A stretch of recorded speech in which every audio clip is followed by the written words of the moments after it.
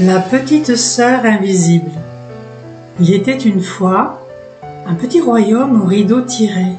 On y aimait le silence, l'ordre, les repas pris à l'heure. Le roi de la maison, c'était le fils aîné, premier garçon attendu, adoré, fêté comme un soleil. Les parents n'avaient Dieu que pour lui. On lui pardonnait tout, on lui offrait tout, on lui ouvrait tout.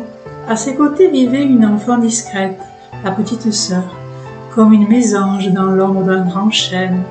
Elle parlait peu, souriait doucement. On l'appelait parfois la sensible, parfois la fatigante. Elle rêvait qu'on la regarde un jour comme une princesse, elle aussi. Mais un soir, le prince a franchi la frontière. Il est entré dans sa chambre à pas feutrés. Puis encore, et encore. Elle ne comprenait pas.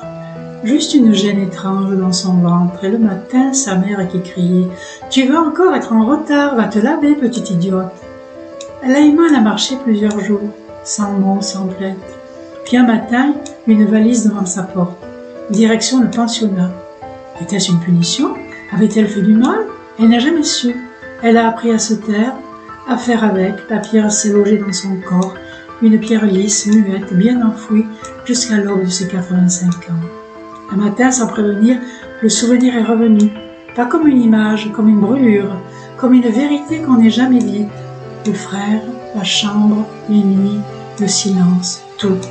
Et alors cette vieille dame que tout le monde croyait un peu confuse s'est mise à pleurer. Pas des larmes de faiblesse, des larmes de retrouvailles. Car même si la vie n'a jamais puni la prince, elle, pour la première fois, s'est crue. Elle s'est autorisée à croire que ce qu'elle savait au fond d'elle, depuis toujours, autrement dit, elle a cessé de douter. Elle a reconnu sa vérité. Elle ne s'est plus traitée de folle ni d'inventrice.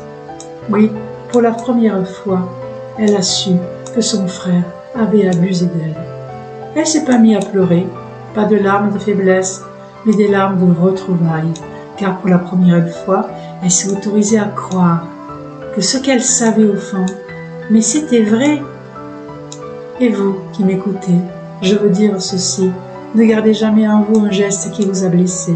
Il n'y a pas d'âge pour retrouver sa voix. Il n'y a pas de trop tard pour que la vérité vous aime.